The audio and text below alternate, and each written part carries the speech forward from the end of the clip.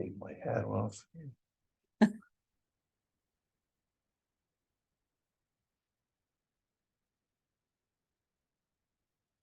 right, I'll run through the agenda.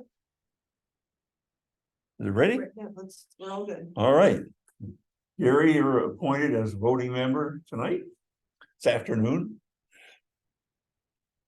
Okay. You have any public communications? I doubt it. I do not. Oh, actually, before we get started, I just want to let you know this is Sue Choquette. She is the person you get emails from. Oh. Hello. Exactly. Thank you. Thank you very much. Yeah. That's okay. That's fine. Okay, so are we ready to get going? Go ahead. Yep. No public communications. Take charge oil. Take 5 oil. There you go. All right, I'm going to go ahead and promote, let's see, so you can share your screen. So Bob, I'm promoting you. Let's see, I see Adam and Jeff. And you folks, let me know if there's anyone else on your team that needs to be promoted so that they can speak.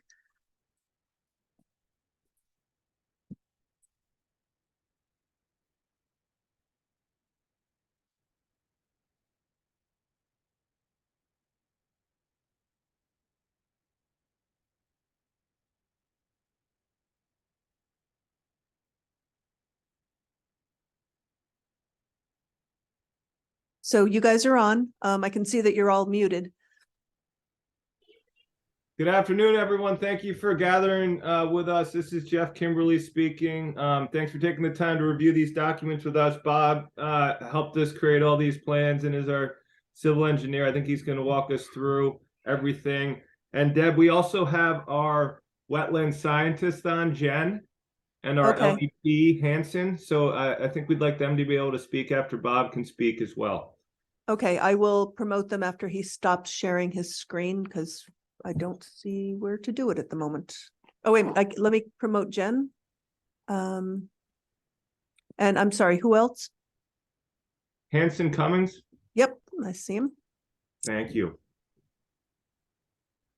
All right. Okay, so you guys are good to go, I guess.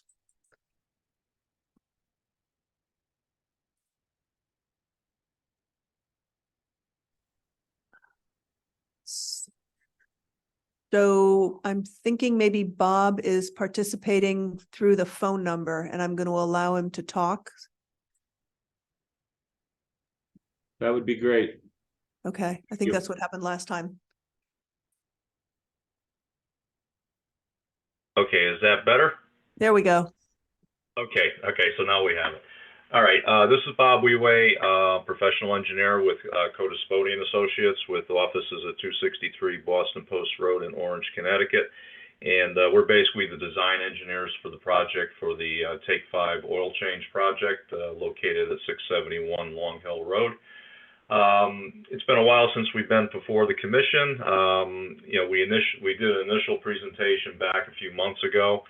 And since that time, there have been a handful of revisions to the project, nothing significant or major, but we did address the staff comments that came out, and a couple of those had to do with just some clerical additions to the plans. We modified the review area, the inland wetland review area, to be at 100 feet, so that is depicted on this general location here. We've also added some of the tree locations for the existing trees back in the upland review area, up in this area here. Nothing has changed with respect to the inland wetlands delineation. Again, the wetlands are down in the southwest corner of the site. There is no proposed filling or activity directly associated with the wetlands. A couple of the other things that we've made revisions to, we have updated the stormwater report just to adjust some typographical changes in there, as well as the wetlands narrative. And the commission should all have those documents. I believe they've all been uploaded to the site and hard copies were delivered up to you guys. We've also included the soil testing data that was done with the deep test holes and the infiltration test which was the basis for the stormwater management plan. So we had 4 deep test holes, 1, 2, 3, and 4, and we had 2 infiltration tests, 1 and 2. So we basically had 2 deep tests and 1 infiltration test for each of the proposed stormwater management systems, which again, just to refresh the commission, we have a series of concrete galleries that are going to basically provide for treatment of the water quality, volume of runoff, and there are 2 systems. The northerly system will be discharged to the existing drainage system out on Long Hill Road. And then the southerly system will be picking up the bulk of the runoff from the roof and the parking area, going through a hydrodynamic separator and then into the underground gallery storage. Overflows from the gallery storage will be directed to a drainage pipe with a riprap discharge at the end, or a scour hole, prior to making its way down to the wetlands in the southerly portion of the site. The other changes that we made were particularly with regards to staff comments.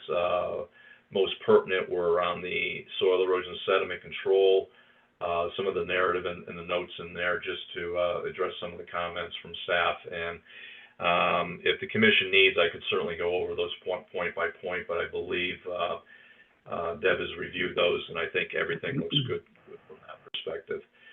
So that's basically a quick summary of where we're at today. And I think with regards to some of the new information that came in and that the commission hasn't heard previously are going to be the environmental report for the site, as well as the wetlands assessment report. So with that, I'll turn it over to Hanson, and he'll give you a brief overview of the environmental assessment that his firm conducted for the property. Yeah, hi, my name's Hanson Cummins. Can everybody hear me? Yes. Yes, we're good. Okay. I'm an LEP in the state of Connecticut. My company, Cummins Envirotech, has been around for a long time, and we are often engaged in assessment and remediation at sites similar to this. We were engaged to come into the site and perform a phase 1 and phase 2 environmental site assessment. We performed the assessments. The phase 2 was comprised of approximately 10 soil borings down to refusal, around anywhere between 10 and 12, 13 feet. And also the installation of 3 temporary groundwater monitoring points to get some water information. Each of the 10 borings had soil samples selected for laboratory analysis. The results of our investigation showed a very small area of historic petroleum contamination in the central portion of the site, in the old area where the old former USTs were located. Probably a 15 by 15 area of impact. The information we gathered indicated it was obvious that it was old contamination, because a lot of the more virulent compounds had already disappeared. But we did get a little bit of groundwater contamination in that one area up top. The other 2 wells were installed more over towards where Bob's, area was. I believe that's the eastern portion of the site, northeastern portion. The groundwater was non-detectable for any petroleum compounds there. So our investigation indicated that a small pocket of historic petroleum contamination exists in the old central portion of the site by the old UST location, and there is some groundwater that will need to be naturally attenuated there. But the soil and groundwater samples all towards the the more eastern portion of the site were cleaned.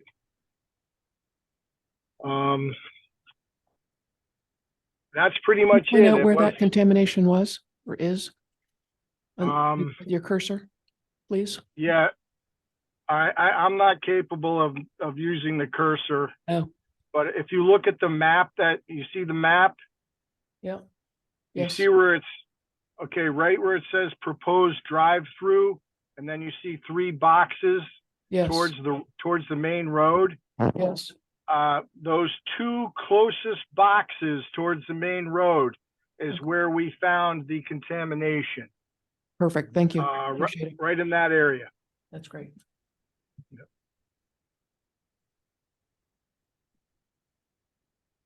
Any other questions?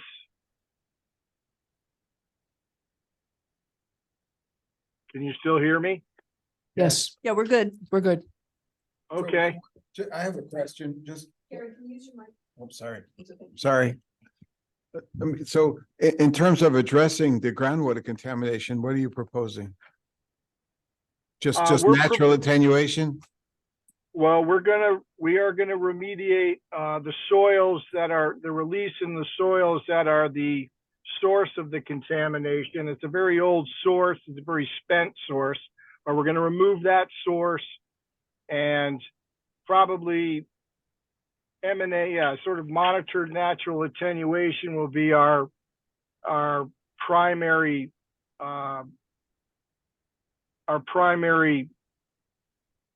Remediation way of, methods, yeah, it'll be our appreciate it. primary method. However, it is possible that during the remediation, we may perform some dewatering and treatment if it's necessary to get the soils we want to get out. And based on the results of our investigation, I would be fairly confident that the bulk of it would come out with that pump and treat effort. I know the groundwater table's down 7 or 8 feet there, so that'll be about the extent of our excavation. If we do pump some of that out and treat it and either remove it with a vac truck or discharge it under permit, that will probably take out most of the hotter stuff. Our the results of our investigation did show that groundwater, that the gradient heads towards the, I always have to look back and see where the north arrow is. The northeast portion of the site is where the groundwater flow heads to. All of our groundwater samples in that area were non-detect. So we're fairly confident that we're not going to have any issues with groundwater with any off-site type of issues. And the groundwater that we encountered in the area where we got the soil contamination, those concentrations were not far above the regulations already. So I doubt we'll have a problem, getting those under the regulation. After we're done with the dig, we'll put a monitoring well there and monitor that groundwater down to below the regulation as per the RSRs. All right, thank you.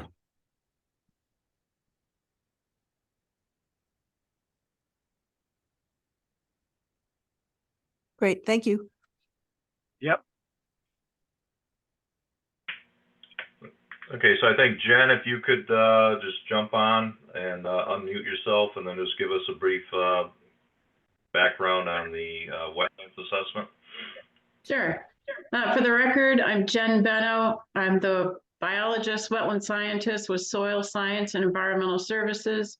Our office is located in Rocky Hill, Connecticut, and I've been with the firm since 1994. So I inspected the project site on November 10th this year, and the inspection was basically to observe the existing conditions, primary functions of the wetlands. So I'm looking at your dominant vegetation, dominant wildlife use on the site, and also the surrounding land use. Then I reviewed the plan sheets titled EC/SV, SP2, SP3 for the project, which were dated November 14th. That was the revision date. And then I prepared a wetland assessment. That's dated November 16th, 2023. So as you know, the front portion of the site was previously disturbed and developed. There's clearing and there's pavement from prior land use. The rear portion of the site is dominated by wooded upland and a small area of wetland. Yeah, you could kind of see the wetland. Yeah, thanks, Bob. Perfect. So the small area of wetland, according to Codispoti, is approximately 1,104 square feet on site. Excuse me. And it was delineated by Scott Stevens, who's a registered professional soil scientist with our firm on May 1st of this year. Hopefully you have that under separate cover, the wetland delineation report. So the wetland is dominated by a palustrine forested community or wooded swamp, and it extends off-site to the south. The tree canopy cover over the wetland is dense, and the shrub and herbaceous understory growth is moderate to moderately dense. The dominant vegetation observed within the wetland includes red maple, yellow birch, black gum. There's unfortunately multiflora rose and some burning bush in there. There's some spice bush, elderberry, greenbrier, arrowwood, a little bit of Japanese knotweed, some cinnamon fern, poison ivy, some wood aster, and grape.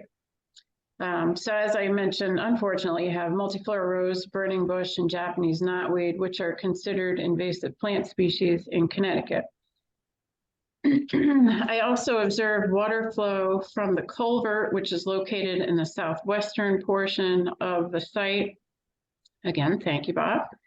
Water was observed flowing out of the culvert down a narrow rock-lined channel, flows into the wetland, and then off-site to the south. Primary functions of the wetland include groundwater discharge, some flood flow alteration. That just means it retains water. And then sediment and nutrient retention and removal, and wildlife habitat. The functions provided by the wetlands are limited basically due to the surrounding land use, which is a lot of fill, some pavement, and the Amtrak railroad tracks. During my inspection, I did not observe any wildlife utilizing the site. As part of every assessment that we do, we review the Connecticut Deep Natural Diversity Database Division map for the property and the immediate vicinity. The most recent map for the site is dated June 2023. And we look at these maps basically to determine if there are any known federal and or state listed endangered, threatened, or special concern species or critical habitat areas within the vicinity of the site. According to the June 2023 map, there are no endangered, threatened, special concern species or critical habitat known to exist within the vicinity of the site or on the site. As I mentioned, we reviewed the plan sheets and determined there's no direct wetland impact. So that would be clearing, grading, filling. There is activity proposed for within the 100-foot upland review area, and approximately 7,150 square feet of activity is proposed. There is existing tree line, so not all of it will be cleared. The portion of it already is within a cleared area with pavement. So your area with the clearing is just to the south of that, into the existing wooded upland. So your clearing within the upland review area could result potential secondary or indirect impacts to the wetlands. And that would include increase in sunlight, which could increase your invasive species growth, and also accidental human intrusion into the wetland areas. So to reduce the potential for these secondary impacts to the wetland, we recommend that some native non-invasive tree and shrub species be installed right along the edge of clearing closest to the wetland boundary. And the plantings would be just essentially to supplement the existing vegetation, to provide a natural screen, and also to provide additional wildlife habitat. So after inspecting the site and reviewing the proposed plans, it's our professional opinion that the proposed clearing and construction within the regulated upland review area will not have a significant adverse impact on the functions provided by the wetlands, as long as the project is developed in accordance with reviewed plans, the plantings are installed, and stormwater treatment, erosion, sedimentation control measures approved by the town of Groton are properly installed and maintained. And basically, then we just have some recommendations. And that just kind of summarizes what I've gone through already with the plantings and the erosion sedimentation control measures. And then following the body of the report is a wetland function value evaluation form and the supporting documentation for that form, in case you're interested. That pretty much summarizes the report. So if you have any questions, I'll be happy to answer them.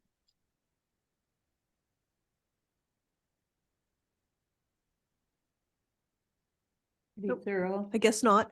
So your report was included in their agenda packet, as was the environmental report. So they have had time to review it.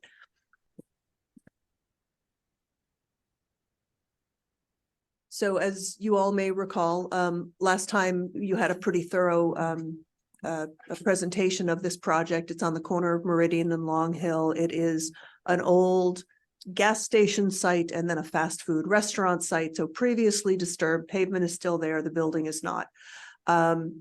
The comments that I had have been adequately addressed by the revised plans, including the sediment and erosion control plan, and then submission of the wetland scientists report as well as the environmental. So I don't have any further issues with it.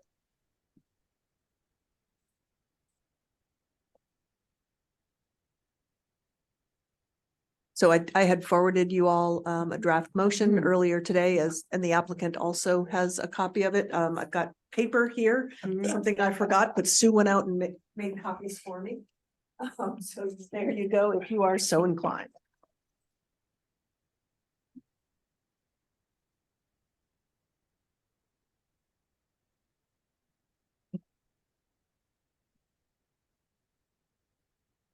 Any other questions? I don't think so.